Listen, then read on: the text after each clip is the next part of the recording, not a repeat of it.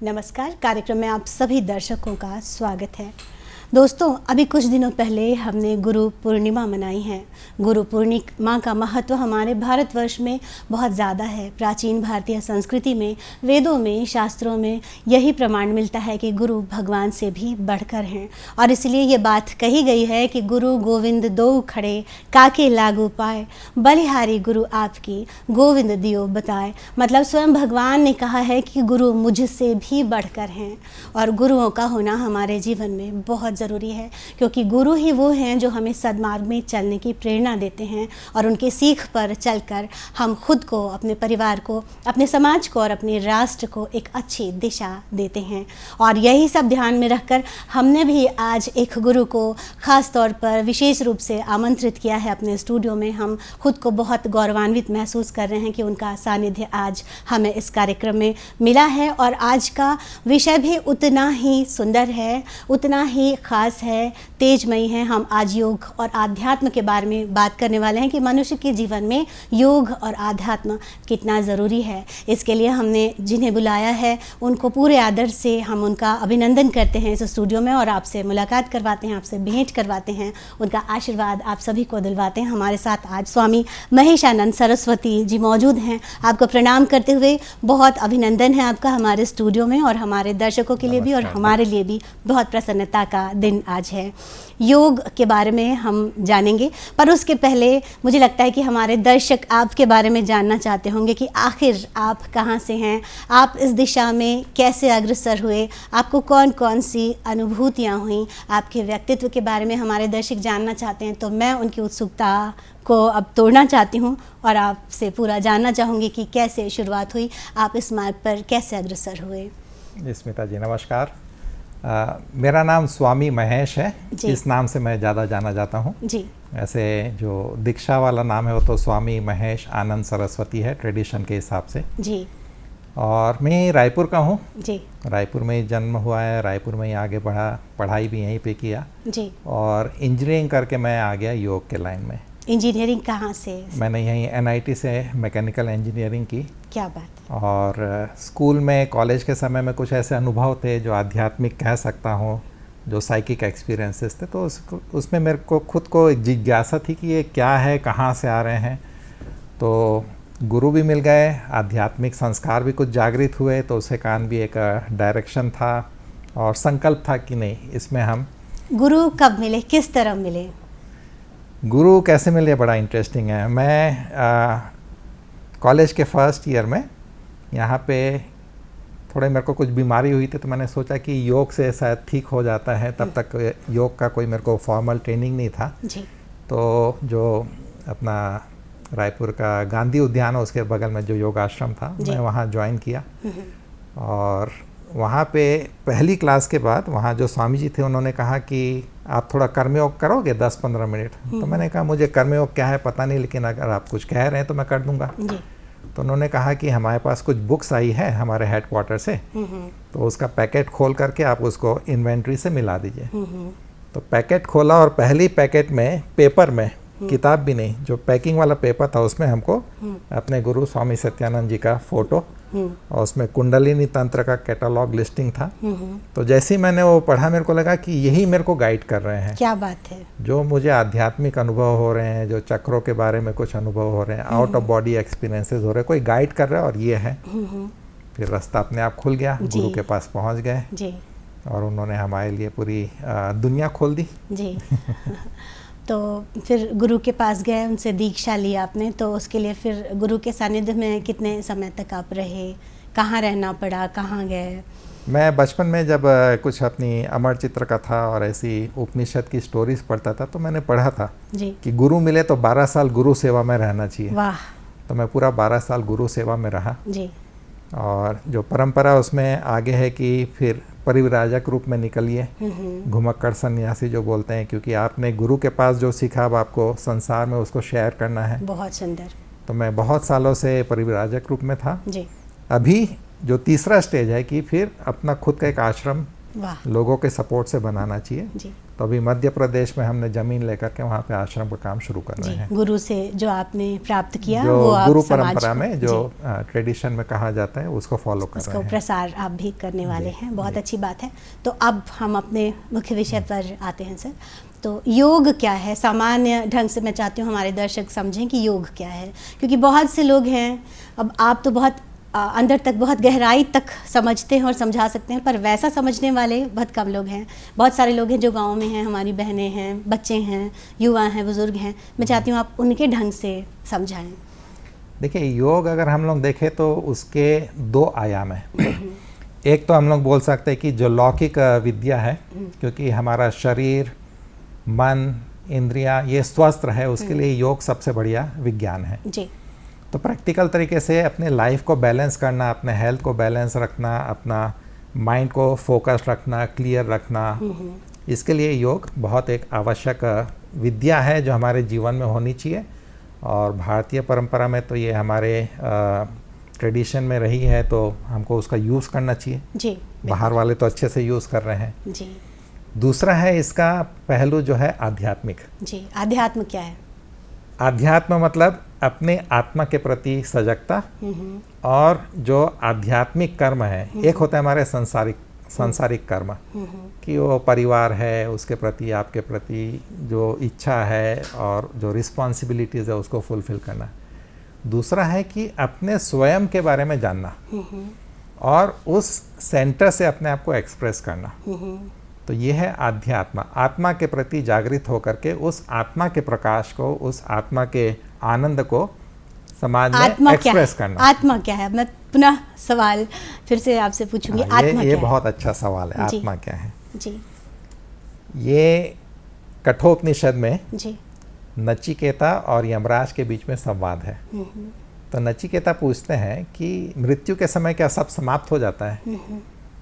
तो यमराज जी सीधा उसका आंसर नहीं देते, थोड़ा इधर उधर घुमाते हैं, थोड़ा जीवन के बारे में बताते हैं, फिर लास्ट में बोलते हैं कि आत्मा वो चीज़ है जो सनातन है, शाश्वत है और इसका कभी नाश नहीं होता, कभी खत्म नहीं होता। तो हमारे अंदर भी, हम भी उसी आत्मा के प्रकाश में, उसी आत्मा के तरंग में बंधे हुए हैं जब तक ये शरीर में है।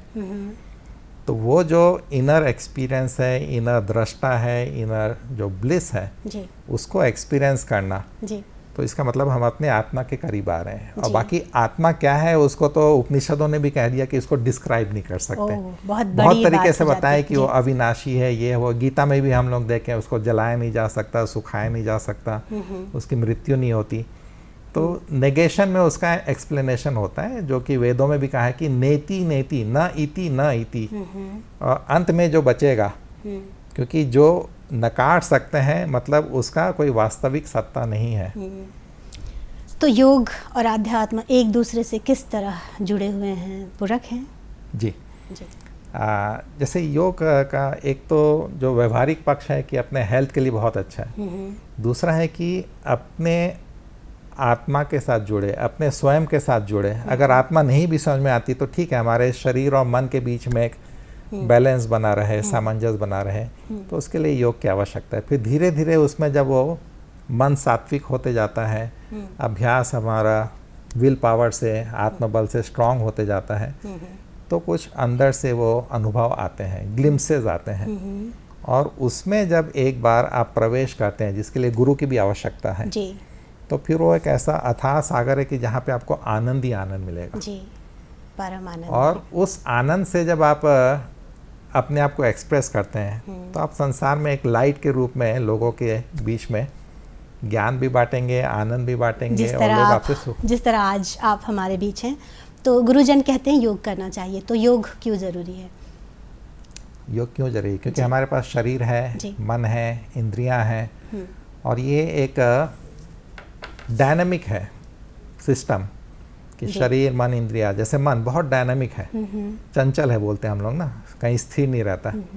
लेकिन योग वो विद्या है जिससे हम लोग मन को थोड़ी देर के लिए स्थिर कर सकते हैं, और जब मन स्थिर होता है तब हम अपने आनंद में, शांति में, अपने जो आंतरिक स्वयं का सेंटर है, प्रकाश है, उसका अनुभव कर सकते हैं। जी तो वो हमारा आध्यात्मिक अगर एक्सप्रेशन बना रहे तो संसार में हम जो भी कर रहे हैं, जो भी हमारे कर्म है, सब अच्छे होते हैं। क्योंकि गीता में भी भगवान ने यही कहा ना कि कर्मसु कौशलम, कर्मों में कुशलता ही योग है जी।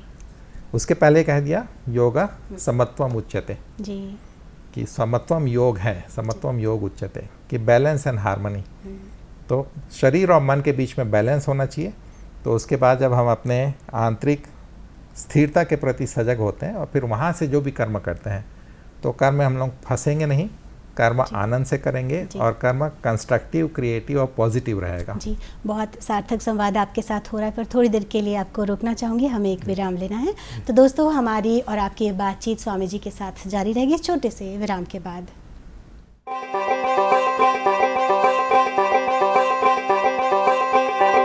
मेरी अपनी सबकी है ये, मेरी अपनी सबकी है ये, आज ही नहीं कल की है ये, अपने हक अधिकार दिलाती आपकी बातें, आपकी बातें, आपकी बातें, आपकी बातें, हर मुश्किल का हल है सुझाती, जीने की एक राह दिखाती, अंधियारे में राह दिखाती आपकी बातें, आपकी बातें, आपकी बातें, आपकी बातें। देखना ना भूलें आपकी बातें हर गुरुवार शाम 6 बजे दूरदर्शन छत्तीसगढ़ पर। कार्यक्रम में एक बार फिर से आप सभी का स्वागत है। हम बात कर रहे हैं स्वामी महेशानंद सरस्वती से। सौभाग्य की बात है वे हमारा मार्गदर्शन कर रहे हैं और मैं चर्चा को फिर से आगे बढ़ाऊंगी। और सर, आपसे जानना चाहेंगे, स्वामी जी आपसे जानना चाहेंगे, वैसे तो अब मुझे समझ नहीं आ रहा है, जो भी है आप हमारे आदरणीय हैं और बहुत सारी बातें मैं चाहती हूँ कि हमारे दर्शकों तक मैं आज पहुँचा दूँ। तो योग के नियम क्या हैं, इसके प्रकार भी हैं क्या? अलग अलग तरह के योग का नियम अलग अलग हैं?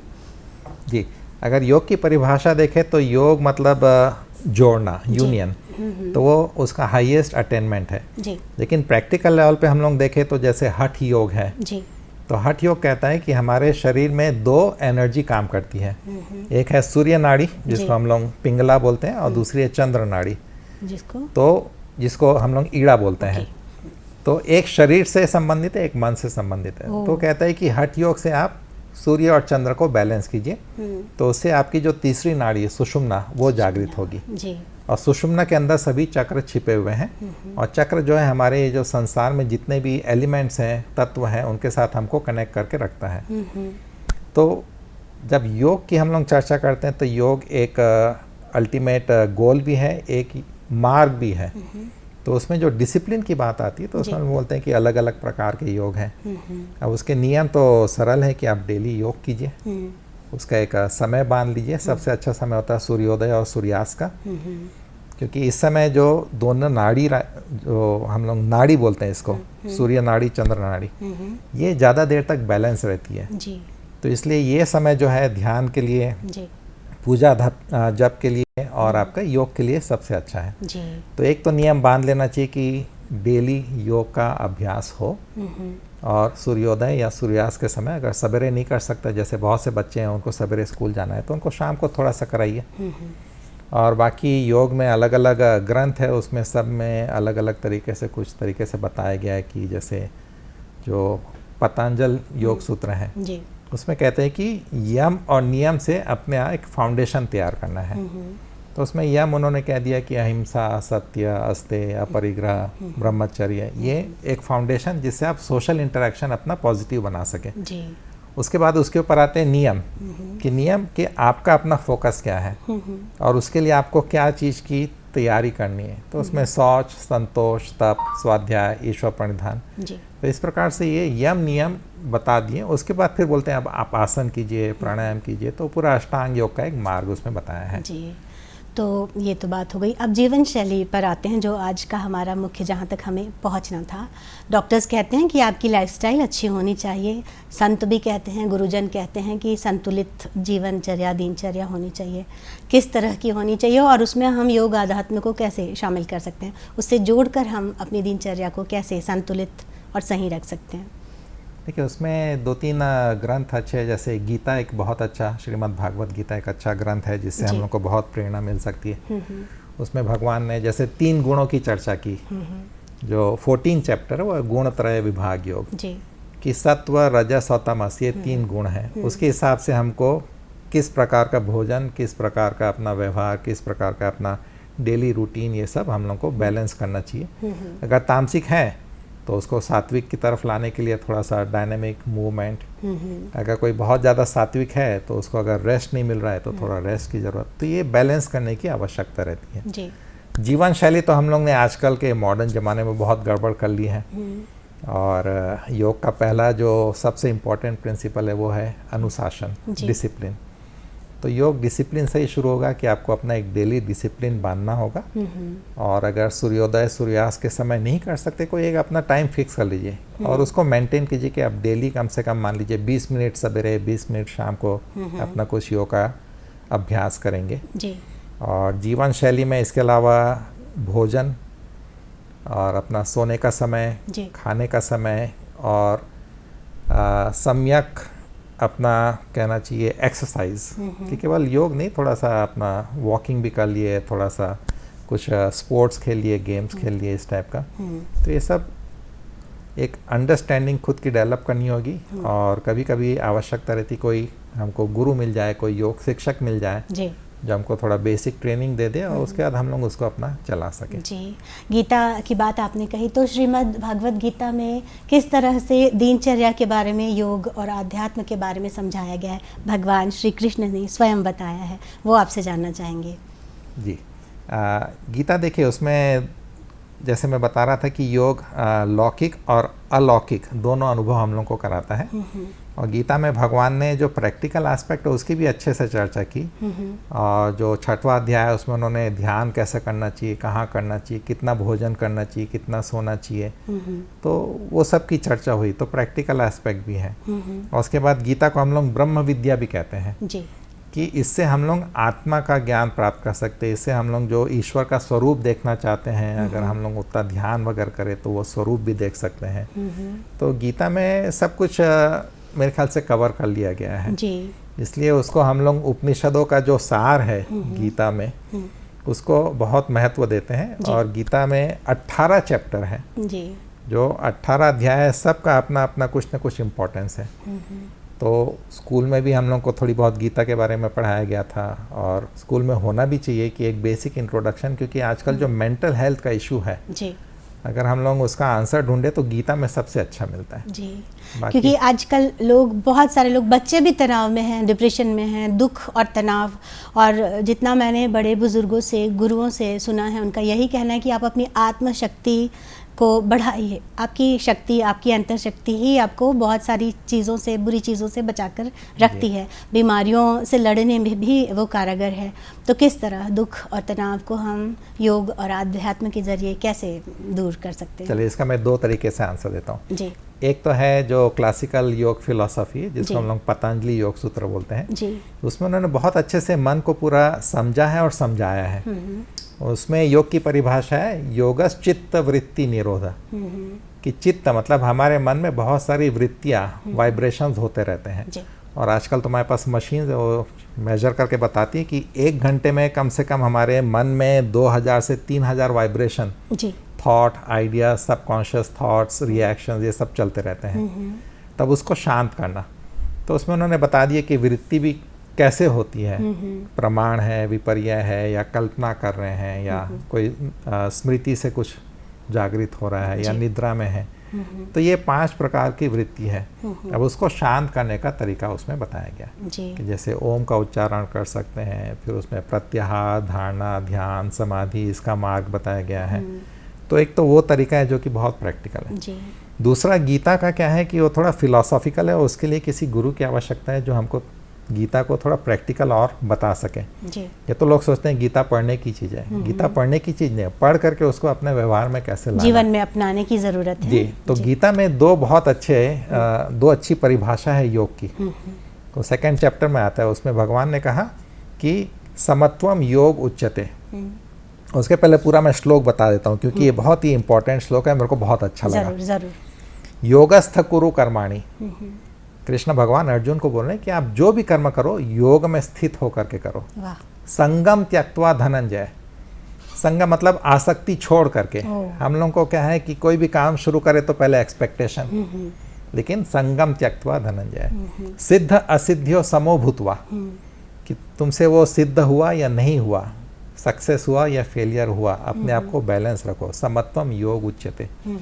लाइफ में ये बैलेंस की बहुत ज़रूरत है। और आजकल जो मेंटल प्रॉब्लम है, अगर ये डेफिनेशन लोग समझे और योग का प्रैक्टिकल जो एस्पेक्ट है, थोड़ा सा आसन, थोड़ा सा प्राणायाम, एक प्रैक्टिकल और सिस्टमेटिक तरीके से सीख करके अप्लाई करें। उसके बाद उसी में दूसरी परिभाषा आती है, योगा कर्मसु कौशलम। फिर आपके जो भी कर्म होंगे अच्छे होंगे, फिर आपके कर्म पॉजिटिव होंगे, क्रिएटिव होंगे। आप वो बोलते हैं ना देवता, दिव्य, कि आप पॉजिटिव लाइट को रीइंफोर्स करेंगे। नहीं तो हम लोग तो सब वो लाइट को सक करके वो अंधकार में, अब देखिए यंग बच्चे लोग सुसाइड की सोचते हैं, बहुत हो रहा है। 30-40 की उम्र में लोग हार्ट अटैक से मर रहे हैं। तो कहीं ना कहीं जीवन शैली में गड़बड़ है, मेंटल थिंकिंग और अंडरस्टैंडिंग में गड़बड़ है।